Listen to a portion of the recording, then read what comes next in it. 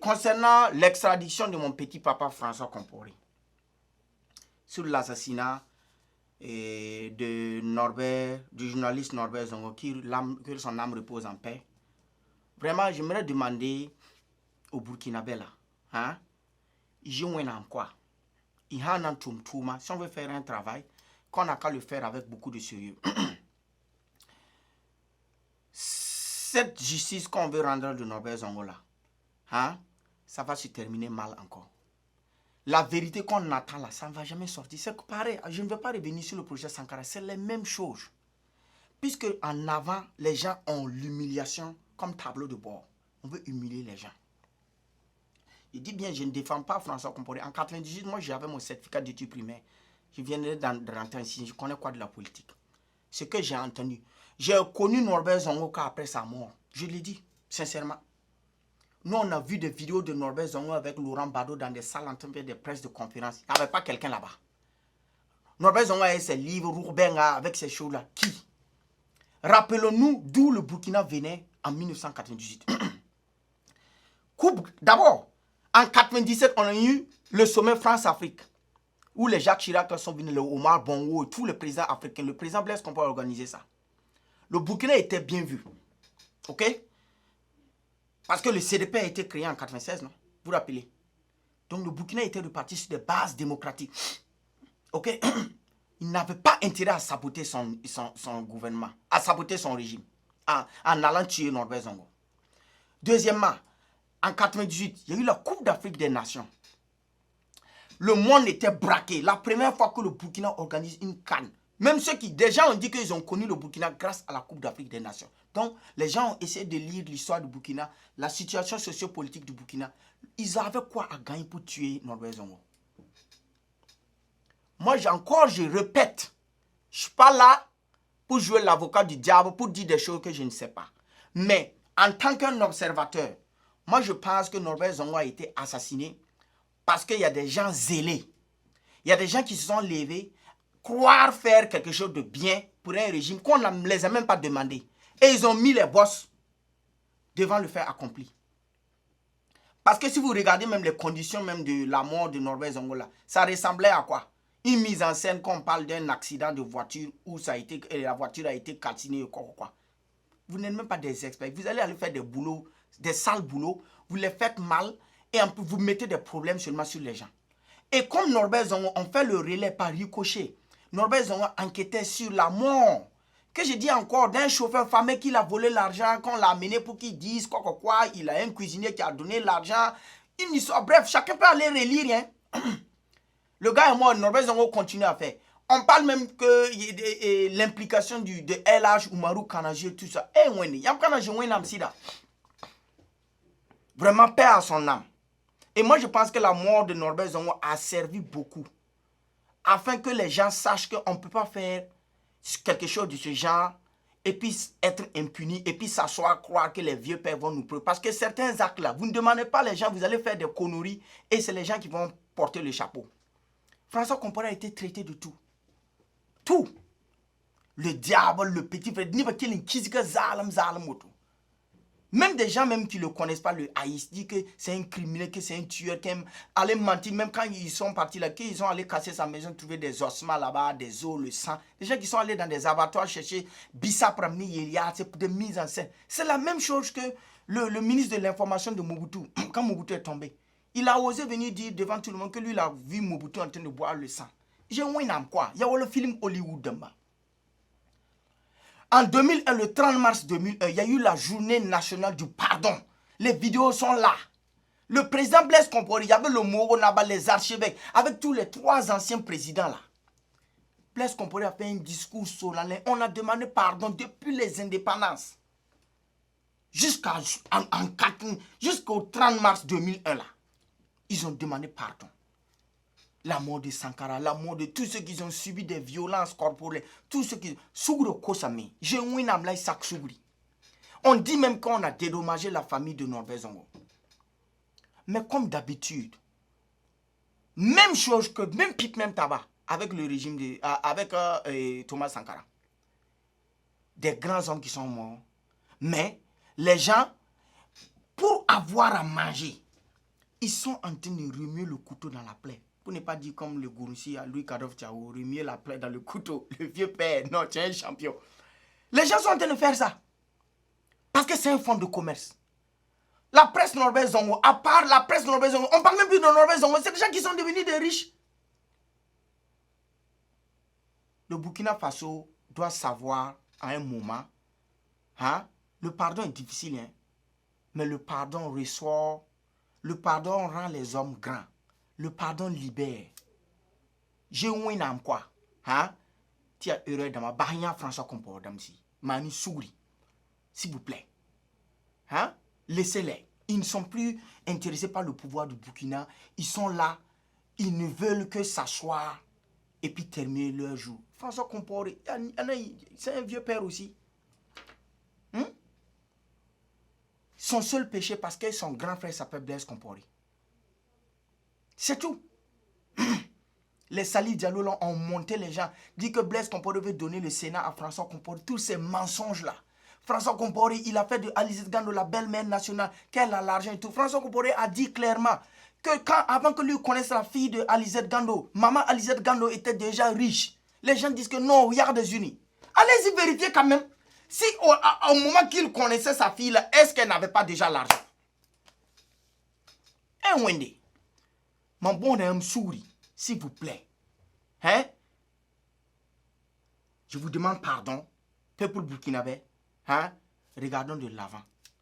Ne nous laissons pas tromper par ces politiciens qui sont en panne d'imagination. Politiciens dans mon béfan, ils ne solution dans mon petit tengazare. Ils ne peuvent pas. C'est cela qu'il faut éviter. J'ai un quoi? Hein? La même chose que le capitaine Thomas Sankara.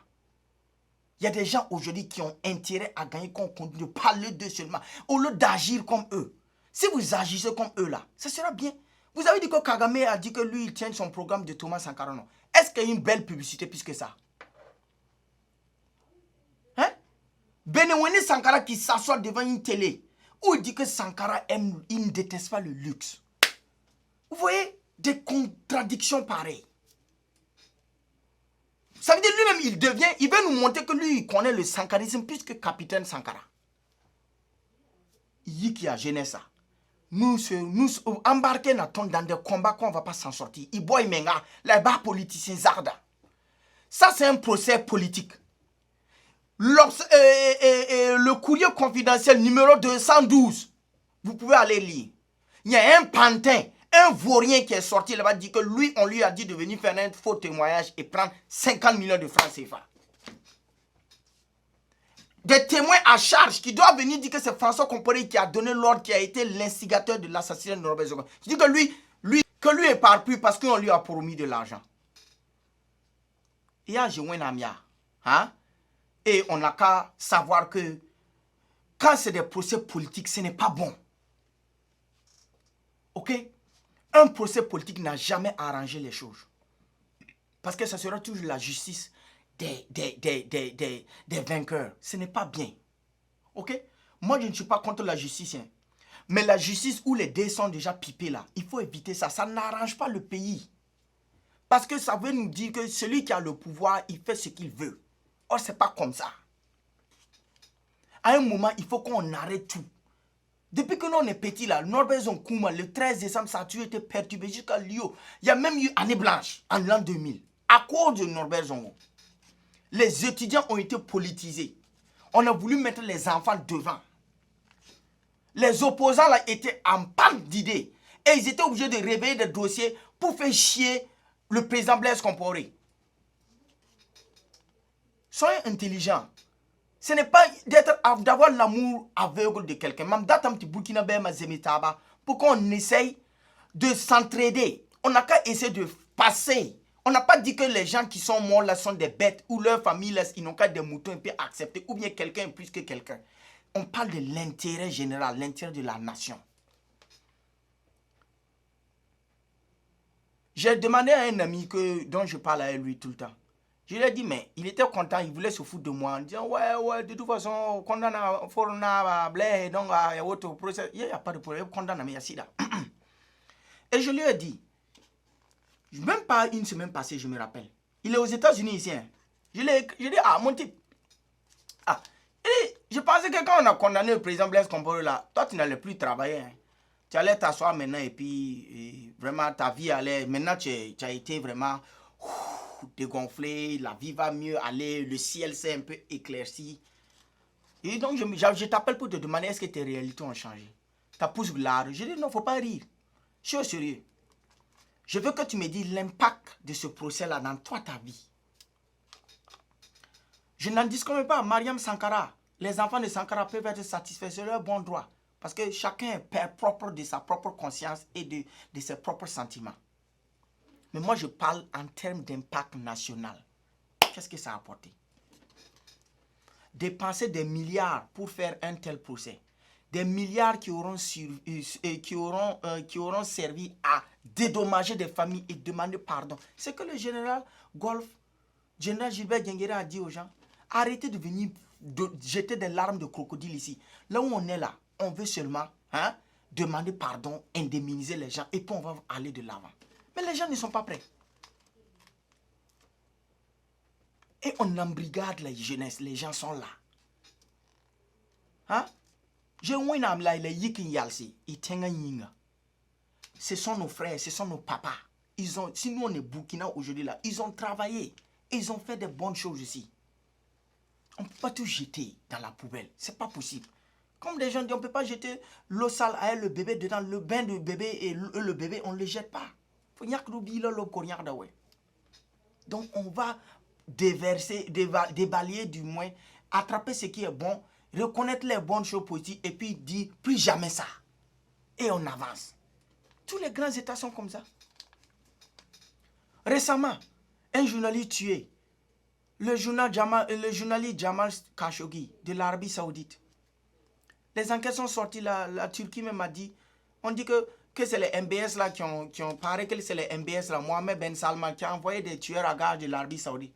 Le gars est rentré dans l'ambassade de l'Arabie Saoudite en Turquie pour renouveler son passeport. Il n'est plus ressorti. Sa femme l'attendait dehors. Le gars a été découpé en morceaux et puis mis dans une valise et puis sorti. Mais est-ce que l'Arabie Saoudite, les gens ont tremblé, les gens ont crié, mais les gens ont vu l'intérêt général. C'est pas bon, ne faites plus ça. Moi, je suis sûr que l'Arabie Saoudite ne va plus assassiner un journaliste encore. Je ne conçois pas l'impunité. Je ne supporte pas les assassinats. Je n'aime pas ça. Mais seulement, il y a des actes que quand quelqu'un fait indépendamment, ça peut remonter et puis faire flotter le chapeau du chef. C'est tout. Blaise Compaoré, le vieux père, il a beau dire que lui, il était à la maison le jour de l'assassinat de Sankara. On n'a pas dit que c'est lui. Et c'est comme s'il était là-bas même présent et il a tiré sur Sankara à bout portant. Ah bah, Mani Soukourou. C'est des gens qui ont agi. Ça aussi, on ne peut pas relever. Quand tu relèves, on dit que tu es de mauvaise foi. Donc vraiment, moi, j'aimerais que les gens n'ont qu'à faire pardon. Voilà. Cette histoire. Et puis le président Macron, il vient avec ses petits souliers là, à l'université Ouagadougou. Et il s'arrête devant les étudiants et le président Kabore dit que ouais, lui il va s'occuper, ils vont, comment on appelle ça, extrader François Compaoré. Pourtant, tu n'es même pas un juge. La justice, elle est indépendante en France. Ça aussi, ça nous permet, ça nous interpelle, nous, la jeunesse africaine. Comment Macron peut se permettre de venir, lui, un président qui sait qu'il n'a pas même, il ne peut même pas ouvrir sa langue dans une affaire judiciaire en France. Et il promet ça. Pourquoi? Ça veut dire que les Français même sont prêts à tordre le cou de leur justice pour satisfaire un pouvoir en place. Ah, si c'est François Compaoré qui veut, pour maintenir la relation burkinabé-française et tout, on va l'extrader. C'est biaisé, c'est pas sérieux. Mani Sougri, repartons à la réconciliation nationale. Ce n'est pas une faiblesse. On a tous à gagner dedans. Tout le monde est à gagner. Retrouvons la sérénité d'antan. Retrouvons le pays tel qu'il était. Le pays était respecté et craint. Parce que les Burkinabés étaient prêts pour leur pays. Pas comme aujourd'hui, les gens applaudissent même. Quand on entend qu'il y a... On a tué 49 gendarmes. Wow, voyez tout le là. Il y a Soma. Soit au lari. Oh, ouais, on a tué des Burkinabés aujourd'hui. Vous voyez le malheur de certains Burkinabés qui fait le plaisir de certains Burkinabés. Allez-y comprendre. Quand un mur est lézardé là, c'est quoi qui attend? N'importe quelle intempérie, n'importe quelle pluie qui arrive là, le mur va s'effondrer. Donc soyons intelligents. Et là, ça va très vite. Ni ça les points. Biro da Karuna. Un enfant il naît aujourd'hui et même pas tu te rends compte, il joue ballon. 7 ans. Toi-même tu es arrêté. Nous tous la regarder aujourd'hui là. Tu aimes ça qu'à regarder. Je n'étais pas comme ça. Souvent c'est des signes dans la vie qui te rappellent que toi aussi il y a encore Dunizou. Donc ça peut vous dire que ne perdons pas notre temps sur terre à faire des futilités. Ok? Supportons tout ce qui arrange le pays, tout ce qui nous permet tous de prospérer et d'avancer. Aidons-nous. Arrêtons d'être jaloux des uns et des autres. Supportons-nous. Soyons fiers. Est-ce que vous savez que tout de suite là, quand les étalons ont joué contre le Sénégal là, à la demi-finale là, il y a des gens qui sont restés au Burkina qui priaient Dieu comme ça que les Bertrand là n'arrivent pas en finale. Est-ce que vous savez ça? Ah, kambana ndeme king finale. Amna ila ba mi bali amanye tumla. Tonton bali yum piji katulum pa finale. A pitro pa na king finale la ne abaramba. Aba ma han ton king finale. Ah, kamba amna kirim to bim ton yeli. Vous voyez la mentalité? Ce n'est plus une nation. Nous, on doit d'abord essayer de redéfinir ce que c'est qu'une nation avec des valeurs avant de pouvoir battre tous les enjeux qui sont là dans ce monde-là. Donc, bref, je vous demande pardon concernant l'extradition de François Compaoré. Moi, je vous dis, hein, ça ne sert. Moi, mais je dis au juge, ne vous fatiguez même pas et puis allez faire un procès, un simulacre de procès encore. Écrivez François Compaoré, condamné à perpétuité, envoyez-lui la lettre à Paris et puis laissez-le là-bas. Parce que c'est ce que vous voulez faire. Sinon, des justices qui ont été rendues, les gens ont été indemnisés, les gens ont demandé pardon. Des dossiers clos qu'on réveille. Comme aller réveiller des momies, quoi. S'il vous plaît. Pourquoi nous, on aime toujours repartir dans nos histoires sombres là? On n'aime pas la lumière, hein? On n'aime pas.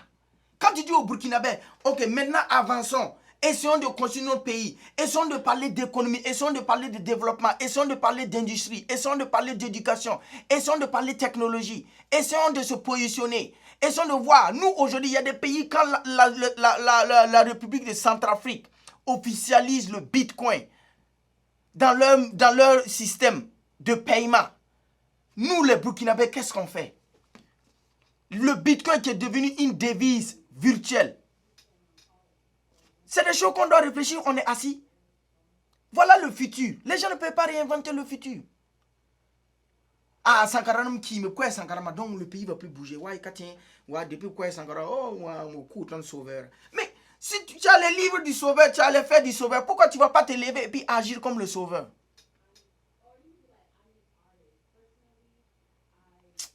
Oui, d'accord. Moi, je vous demande pardon. Hein. Les vidéos sont là. Hein. Dieu nous ouvre le chemin. On verra dans le futur si on avait raison ou pas. Moi, en tout cas, j'ai dit ce que je pense. Maintenant, la liberté de la presse. Où les journalistes disaient que le MPSR, le président d'Amiba voulait les museler, machin, qu'eux, ils ont lutté et ils ont acquis jalousement leur liberté et ils ne sont plus prêts à laisser machin. Hey, on se connaît. Non, on se dit la vérité. Les journalistes là, je ne parle pas de tous, mais je pense que ceux-là dont je m'adresse se reconnaîtront. Surtout les chefs de presse là. Voilà. Des télévisions comme Canal 3, des radios comme Omega FM, des gens téléguidés comme ça là. On ne peut pas dire que vous là, vous êtes des gens qui sont... Vous êtes des gens, vous voulez vous sécher vos habits là où il y a le soleil. Avant de réclamer votre liberté là, vous devez être authentique, vous devez avoir une déontologie irréprochable. Combien de journalistes sont des corrompus? Combien de journalistes sont rentrés dans des salons feutrés à Ouagadougou et puis parler avec des politiciens pour faire de la propagande? Disons-nous la vérité. Il ne faut pas que le président d'Amiba va céder à ces gens-là. La presse même est l'une des raisons même qui a permis le Burkina de rentrer dans ce chaos-là. Parce que quand Roch gérait le pays et puis c'était mal, il y a des journalistes qui criaient tout et haut bas